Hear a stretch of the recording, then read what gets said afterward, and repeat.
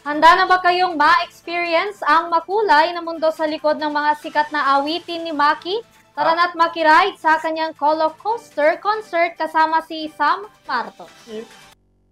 Magaganap na ang nalalapit na concert ng Filipino singer at songwriter na si Ralph William Datun o mas kilala bilang si Maki. Ito ay pinamagatang Color Coaster. Sa kanyang social media account na X, inanunsyo niya nitong linggo ang official poster ng kanyang nalalapit na concert kung saan may caption nitong "It Starts Here". Ang kanyang magiging concert ay kapareha ng title na magiging kanyang debut full-length album na ilalabas nito sa darating na September 19, una bago ang kanyang concert. Magkakaroon naman ng 10 tracks ang kanyang magiging album kung saan nakapaloob dito ang kanyang mga pinasikat na kanta katulad na lang ng Dilaw, Bughaw, Namumula at Kahel na Langit. Matatandaan namang huling nag-concert si Maki noong November 2024 na naganap naman sa New Frontier Theater. Samantala, gaganapin naman ang Color Coaster sa Big Dome sa Araneta Coliseum sa darating na November 7, 2025.